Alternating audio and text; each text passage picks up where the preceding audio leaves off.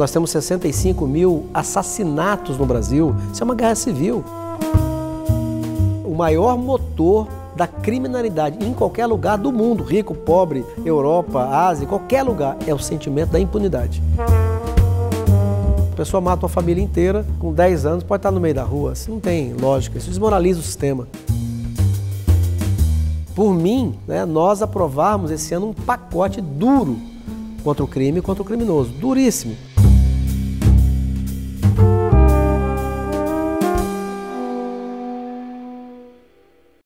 Senador Márcio Bittar, o pacote anticrime foi dividido em 3 projetos e o único aprovado no Senado até agora foi o que o senhor relatou, que é o que criminaliza o Caixa 2.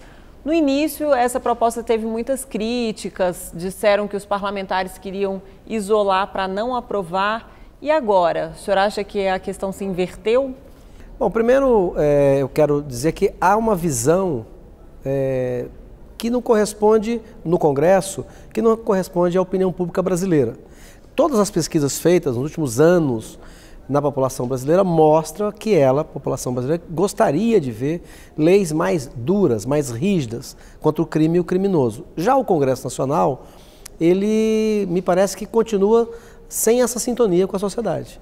Ele é um pouco mais tolerante, muito numa visão histórica que vem da esquerda, de que o marginal é alguém que foi um excluído da sociedade, tentando explicar essa chacina que acontece, essa guerra civil que acontece no Brasil, como se fosse apenas uma questão de falta de emprego, de mais dinheiro para a educação que resolve e tal. São problemas importantíssimos, todos eles muito graves, mas os países que oferecem maior segurança aos seus homens e mulheres, muitos deles mais pobres do que o Brasil, são aqueles que enfrentaram a questão da segurança com muita rigidez, tipo intolerância ao crime e ao criminoso. Aí eu não estou falando daquele roubo de João do Gás. Muitas vezes alguém tá pegando aquilo ali por uma necessidade e tal. Não estou dizendo que deva fazer. Eu estou falando do crime organizado, das facções criminosas. Nós temos 65 mil assassinatos no Brasil. Isso é uma guerra civil. Não se matou assim nem na Síria. Passamos de 1 milhão de pessoas assassinadas no Brasil nos últimos anos. Enfim, estupro, sequestro, são recordes que o Brasil deveria ter muita vergonha de enfrentá-lo. E é um pacote de medidas. No caso do ministro Sérgio Moro, que tem todo o meu apoio, e por isso eu acabei pegando um dos projetos inspirados por ele, que é o do Caixa 2. Tudo, para mim, tem ligação. Se você tem um sistema político eleitoral podre, ele contamina. Quer dizer, não é uma coisa isolada, ele contamina a sociedade. Eu considero o Caixa 2 um crime e um crime muito grave. Tanto que eu fiz uma emenda, dizendo que quando o dinheiro do Caixa 2 ele vier de origem ilícita, ele tem que ser considerado como um agravante. E a pena tem que ser aumentada de 1 a 2/3. Por que eu acho um crime gravíssimo e eu espero que a Câmara aprove? Porque você inverte, você suborna a eleição. Se eu disputo uma eleição e sigo as regras, aquele que não seguiu as regras, ele está burlando. E não é um processo qualquer, é o processo que determina que é o Congresso Nacional do Brasil. Quais são as câmaras, os prefeitos, os governadores. Então é um crime grave. Você está quebrando a regra do sistema político brasileiro. E ainda mais agora que existe o fundo público eleitoral. Então não sempre enfrentei campanhas com muita dificuldade e sei muito bem o que é o poderio numa campanha contra você, poderio financeiro. E o Brasil viu os bilhões e bilhões, que ninguém mais lembra de cabeça os valores, mas muito daquilo foi drenado para bancar campanhas para depois colher apoio no parlamento. São coisas que se retroalimentavam. O senhor é autor de um projeto que acaba com o fundo de financiamento de campanhas, Eu procuro não fazer demagogia. Eu sou contra o fundo público, sempre fui. Por uma razão simples, ele impõe àqueles que não querem doar a obrigatoriedade. O fundo eleitoral, de onde vem esse dinheiro? Não é de outro planeta, é daqui. Então, é do contribuinte.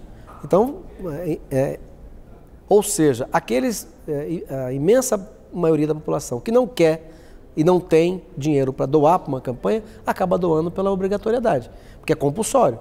Então, mas sem esse fundo, como financiar as campanhas? Eu acho que ele tem que ser, só para completar o raciocínio. Agora, a regra é essa. E se eu disputo a eleição com essa regra, então eu utilizei, como eu utilizei na campanha passada, dinheiro do fundo eleitoral. É como um jogador, você está num campeonato brasileiro que você não concorda com algumas regras, mas são elas. Você tem que lutar para mudá-las, né? Então eu sou contra. Como deveria ser? Privado. Bom, aí quando você fala que deve ser financiamento privado, logo vem a ideia que vai voltar aqueles esquemas das empreiteiras, etc. Jato, faça como no Japão. É simples. Todo doador privado ou uma empresa que doar para uma campanha, ele não poderá ter nenhuma relação com o poder público, como é no Japão. Então, todo aquele esquema, quase 100% de todo o dinheiro que foi para as campanhas, daquelas empreiteiras e bancos, etc., que também participaram, era mais um investimento. Então, se você aprova, volta o financiamento privado, mas você tira dali, inclui ali uma lei simples. É simples, todo doador não pode ter relação com o cargo. Você tira a vinculação do recurso com o futuro mandato, como é no Japão. Será que vai aparecer alguém para doar? Veja, você faz a campanha, se tiver, é proporcional, né? Você faz a campanha como você pode fazer. Eu me lembro, eu não tenho tantos mandatos, mas eu faço política desde jovem, desde 16 anos de idade. Eu lembro a primeira campanha que eu participei ativamente foi de 82. Nós fazíamos a cola, nós íamos pregar os cartazes, nós jovens, né? Em 94, a primeira vez que eu fui candidato, meu Deus, não tinha nem comparação com o que virou as campanhas. Então, as pessoas se adaptam. E se você não tiver regras rígidas, vira o que virou. Não tem limite, porque você entra numa competição, todo mundo quer ganhar, e aquele que acaba tendo mais acesso a esse tipo de esquema que o Brasil viu, acaba perdendo completamente a noção de limite. Por que o Caixa 2 até hoje não é crime no Brasil? Eu acho que é uma frouxidão da lei, que agora nós estamos tentando reparar. Ele foi aprovado de forma bastante simples no Senado e assim ele foi para a Câmara. Então ele não está no meio de um pacote, ele está sozinho. Então é mais simples e mais fácil de votar e ser aprovado na Câmara Federal. Houve muita resistência dos senadores, como no início pensou-se que haveria no Congresso? Publicamente não. A gente sabe que um ou outro é contra, mas para defender publicamente contra o projeto que criminaliza o Caixa 2 é crime. Tem que ser crime, não tem outra explicação. Então, publicamente, não teve tanta resistência. Ele demorou um pouco, alguns senadores pedindo vista no projeto, mas, de qualquer forma, o importante é que nós cheguemos ao final do ano com um pacote na área da segurança pública aprovado. O senhor acha que foi uma boa estratégia do Senado em apresentar o pacote anticrime aqui antes de esperar a chegada da Câmara? Foi, eu acho que eu participei desse movimento e a Câmara Federal. E houve um momento que o próprio Rodrigo Maia, que eu tenho admiração, disse que não dava para tramitar 2 pacotes lá, o da Previdência e o da Segurança. Naquele momento, eu e mais vários senadores procuramos o Davi Alcolumbre, nosso presidente, propondo que nós trouxéssemos para cá, então, o pacote da segurança pública. Feito isso, a Câmara adiantou o processo dela, criou uma comissão especial, e aí os dois trabalhamos, a Câmara e o Senado. Não tem problema, o que chegar primeiro, a votação nas duas casas é o que importa. Eu acho que estabeleceu, a partir daí, desse fato que você está lembrando, uma competição saudável entre a Câmara e o Senado. Uma competição saudável. Você pode dizer, além do que falamos agora, sobre, por exemplo, a reforma tributária.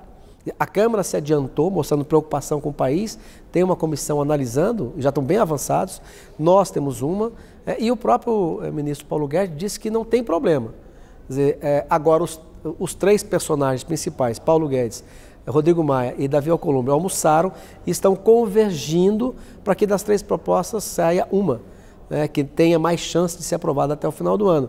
Ou seja, a iniciativa das casas, até esse momento, ela está concorrendo para ser uma disputa saudável.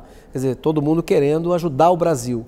O que importa é que cheguemos ao final do ano com reformas como a da Previdência promulgada, que é importante para o país inteiro, não tanto para mim mais, mas para quem vem, para os jovens que estão entrando no mercado de trabalho, que estão começando a trabalhar. Um programa de privatização que tire da mão do Estado um monte de empresa que não faz o menor sentido ficar na mão do Estado. Muitas foram criadas apenas para cabide de emprego, de indicação política partidária, como o Brasil assistiu. A reforma tributária, aquilo que for possível para baixar o custo do Brasil, nós fizemos agora um acordo, o presidente assinou pelo Mercosul um acordo com a União Europeia. Isso é positivo demais para o Brasil, é uma notícia das mais maravilhosas do ano. No entanto, isso também traz uma preocupação que nós temos que resolver, que é abaixar o custo do Brasil. As empresas no Brasil hoje, para produzir o mesmo que uma empresa na Europa, ela paga muito mais carga tributária e muito mais burocracia, que onera. Então a reforma tributária ela tem que acontecer. Senador, agora a reforma da Previdência, que foi o que motivou a apresentação do pacote aqui, está no Senado.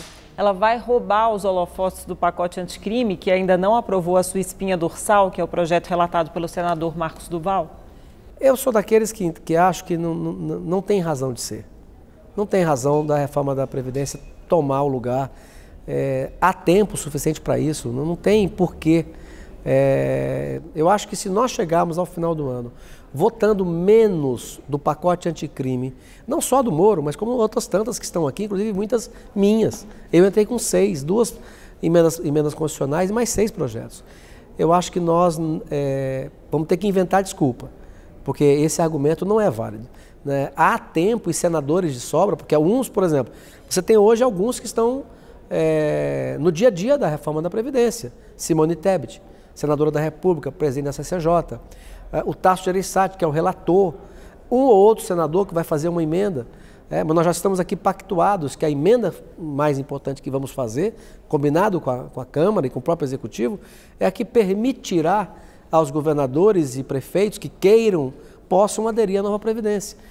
Então, veja, não tem como 81 senadores estarem falando, não tem nem lugar para tratar o mesmo assunto, porque tem um relator, tem uma presidente da CCJ, então não há razão. Se o Congresso não aprovar medidas que endureçam a legislação contra o crime, contra o criminoso, não vai dar, não pode argumentar sobre esse prisma, porque tinha a reforma da Previdência. Ambas são muito importantes. Eu até dizia várias vezes que a reforma econômica ela é fundamental para a segurança, porque diferentemente da educação e da saúde, que inicialmente até tem muito recurso, o que tem muito é desperdício e roubalheira, tanto na saúde quanto também no esquema da educação. Agora, a segurança não. A segurança precisa sim de muito mais recursos do que o que tem. Olha a fronteira do Brasil, nós temos quase 7.000 quilômetros de fronteira seca, não tem quase nada. Então, aumentar efetivo, inteligência, então tem que ter muito mais recursos para a segurança. E só tem como ter se tiver a reforma econômica. Então, elas estão ligadas uma coisa com a outra. Não tem razão de nós privilegiarmos apenas uma. A Câmara tirou do texto a prisão em segunda instância. O Senado manteve. E agora, nessa tramitação paralela, quem leva? A iniciativa de quem vai prevalecer sobre a outra? Mais uma vez, eu entendo que tirar a prisão, a possibilidade da prisão em segunda instância, ela não está em sintonia com o sentimento brasileiro. Veja, eu não sou aquele que só siga a opinião pública. Várias vezes aqui eu já votei contra o que pensa a opinião pública. Mas ela é um parâmetro. E eu sou a favor da prisão em segunda instância, por uma questão muito clara. A partir da segunda instância, o mérito, ou seja, se você matou ou não matou, não está mais em debate. A partir dali, a Corte Maior, que é o Supremo, pode anular se tiver problema no processo. O Supremo vai acabar decidindo isso, não, senador? Bom, eu acho uma pena, e aí o Congresso muitas vezes reclama do Supremo sem razão, muitas vezes, não todas. Eu tenho alguns exemplos aqui de coisas que eu acho que o Supremo legislou, fez o papel do Executivo. Mas em alguns momentos e em algumas situações é um vácuo que se cria, e aí o Supremo tem que dar uma resposta. Então eu acho, e esse é um caso. Então eu acho lamentável se o Congresso Nacional não fizer a sua missão e deixar para o Supremo Tribunal Federal. Eu entendo claramente que é importantíssimo manter a decisão do Supremo Tribunal Federal e nada melhor para isso, que é garantir a possibilidade da prisão em segunda instância, e nada mais eficiente para isso do que o Congresso Nacional aprovar uma lei que não deixe dúvida. Por que essa instabilidade? Porque o Supremo está interpretando uma lei. E ao interpretá-la, ele próprio já deu 2 versões. Então, quem que faz a lei? Somos nós. Então nós deveríamos fazer uma lei clara, limpa, cristalina, que resolveria a dúvida que ainda tem na cabeça de alguns ministros do Supremo Tribunal Federal. Papel do Congresso Nacional. O senhor mesmo disse que apresentou vários projetos de lei, propostas de emenda à Constituição nessa área de segurança pública, antes mesmo do ministro Moro enviar o pacote crime ao Congresso, anticrime ao Congresso. O senhor não quis esperar a chegada do pacote anticrime? Na verdade, o que eu apresentei não está no pacote anticrime do Sérgio Moro. Por exemplo, eu acho que tem determinadas coisas que tem no Brasil e que desmoralizam o sistema. Vamos dar algum exemplo. O Nardoni foi solto agora, no dia desse, no Dia dos Pais.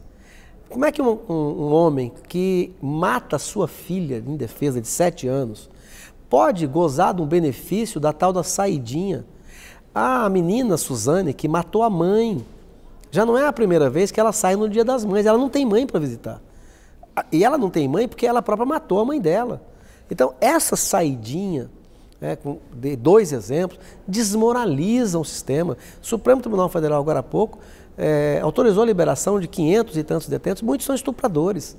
Então, eu sou contra essa saidinha coletiva. Mas um dia o preso vai sair depois de cumprir a pena, isso não faz parte da progressão? Não, no Brasil, aí veja, aí tem uma visão clara. Eu acho que essa ideia que graça no Brasil, ela é frouxa. E o maior motor da criminalidade em qualquer lugar do mundo é a frouxidão das leis. Então, eu sou contra a audiência de custódia. Você pega um filho do Brasil, um homem, um policial é um homem, uma mulher que tem família, tem pai, tem mãe, ele arrisca a vida dele, prende um membro da facção criminosa. Ele arriscou a vida dele para fazer aquilo, foi no morro, foi num bairro perigosíssimo. Na outra semana o sujeito está solto. Isso desmoraliza. Então, eu quero acabar. Outra coisa que desmoraliza é o auxílio reclusão. Veja, nós temos casos no Brasil de preso que o advogado chega e diz para ele assim, olha, você já tem direito a pedir a sua liberdade. E o preso não quer. Por quê? Porque eu tenho um caso no Acre recente, porque o sujeito comprou um carro e falta 4 prestações para ele pagar de R$400, R$500, e o auxílio reclusão. Quer dizer, o que recebe a família da vítima? Aí você mata alguém, e se você tiver um carnezinho do INSS, você vai receber R$1.000 na pensão, na prisão. Isso é uma loucura total. Os estupradores que tinham o carnê, que estão recebendo esse auxílio reclusão, eles estão sendo custeados, inclusive, pelas famílias das mulheres que foram estupradas. Isso não tem cabimento. Isso, mesmo raciocínio, vale para o homicídio, para o latrocínio. Não tem cabimento isso. Esse é o tipo de coisa que só existe quase no Brasil, jabuticaba brasileira. Então está totalmente errado. Preso devia ter, e eu se pudesse mudaria a Constituição, ele devia ter o direito de trabalhar lá na prisão para pagar um pouco da sua despesa para o Estado. Então eu tenho um pensamento claríssimo a esse respeito, assim como eu proponho no outro projeto o aumento das penas. Por exemplo, o Brasil, e até uma piada, né? O sujeito matou não sei quantas pessoas, 300 anos de cadeia. Bobagem, só pode cumprir 30. Muitas vezes, antes de cumprir os 30, ele está no meio da rua. O senhor aumenta para 50. Aumenta para 50 anos, até porque, olha, se você lembrar, quando foi instituída a pena máxima de 30 anos, quanto a população vivia, quanto ela vive hoje, se de 30 para 50, é uma adequação natural. É como agora, a isso vai exigir um investimento do Estado em aumentar o sistema prisional, né? Sim, mas não temos que ter medo de dizer isso. Eu acho até um absurdo como é que nós falamos em aumentar dinheiro para a educação. Se você pegar o dinheiro que vai para a educação para os alunos brasileiros, fizer a divisão per capita, você vai descobrir facilmente que nós gastamos mais por aluno do que a China. E o nosso rendimento é uma droga. Quer dizer, então, é mais dinheiro para a educação? Por enquanto, não. Eu teria que ter uma reforma educacional. Nós estamos péssimos em tudo quanto é exame. Então, não é mais dinheiro para a educação. Nós temos, repito, nós gastamos mais por aluno, aliás, mais do que a Europa. O que nós gastamos do PIB brasileiro com a educação é mais do que país da Europa. E a nossa educação é um lixo. A saúde, mesma coisa, a roubalheira do sistema público de saúde. Agora, segurança, não. Segurança, eu já disse, uma das razões de aprovarmos o pacote econômico, o Brasil voltar a crescer e ter o governo voltar a ter condições de investir é a segurança. A segurança precisa de muita coisa, mas ela precisa de muito mais recursos que o que tem hoje. Por que deixar de falar em construir presídio? Aí a esquerda vem e diz, não, vamos soltar preso. Isso é política?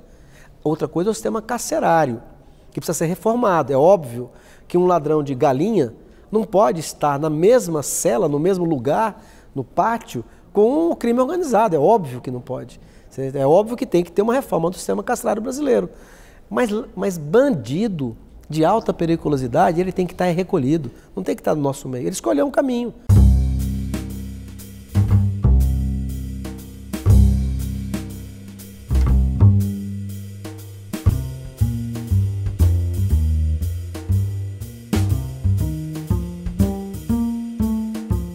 Essas propostas que o senhor apresentou, algumas são de emenda à Constituição. Mas o que é projeto de lei, o senhor acha que não deveria ter sido analisado junto com o pacote anticrime? Acho.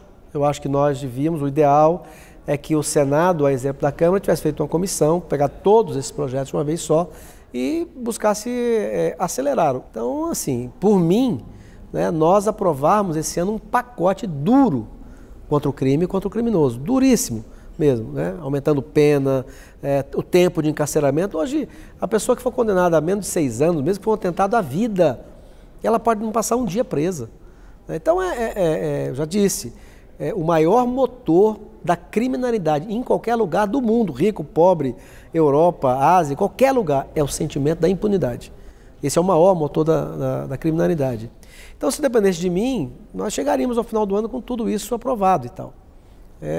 Mas eu não estou criticando os outros, por favor. É a vida, é assim. Você tem pessoas aqui nesse pacote, por exemplo, que eu acabei de falar de segurança. Você tem praticamente a bancada da esquerda inteira é contra. Eu acho que isso não tem que endurecer por um pensamento ideológico que eu respeito. Sou contra, mas respeito. O senhor acha que o pacote anticrime foi tímido ao propor medidas para a segurança? Eu acho que o ministro concentrou numa área, que é essa área do colarinho branco, que é importantíssima. Da eleição, do crime organizado. Ele pegou áreas fundamentais. O pacote que está sendo relatado pelo Marcos Duval é de uma importância imensa para o país. Imensa. Ele ajudará as forças brasileiras a combater o crime organizado. Ele fala de uma série de questões que vai não só no crime organizado do colarinho branco, mas das facções criminosas. Mas não para por aí, tem que ir além, na opinião do senhor? Eu acho que tem outras tantas coisas para serem feitas e eu estou propondo algumas aqui no Senado Federal, algumas que eu acabei de citar. Como, por exemplo, aumentar a pena. Não tem lógica, a pessoa mata uma família inteira com 10 anos, pode estar no meio da rua, isso não tem lógica, isso desmoraliza o sistema.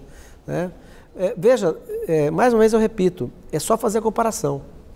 Todos os lugares do mundo, e não são os mais ricos apenas, mais pobres do que o Brasil, que tem segurança, que dá uma segurança às pessoas, eles são muito mais duros, descobrem e punem do que o Brasil. O Brasil, 8% apenas dos homicídios são descobertos, 92% não são nem descobertos. E os que são descobertos, com muito pouco tempo, estão no meio da rua. Senador, eu agradeço a participação no programa, esse tema rende uma discussão enorme, mas nosso tempo acabou. Eu convido o senhor a voltar outras vezes. Eu que agradeço, mais uma vez, muito obrigado pelo convite. Eu espero que as pessoas vão construindo o seu juízo de valor, a sua opinião. Nós todos que estamos aqui no parlamento somos pessoas públicas, quem não quer ter vida pública não vem para uma eleição. Estamos todos a ser aferido depois pelas pessoas que nos colocaram aqui dentro. Eu não estou fazendo aqui nada diferente daquilo que eu venho dizendo ao longo de muitos anos. Então, muito obrigado pelas pessoas que nos prestigiam com a sua audiência e até breve.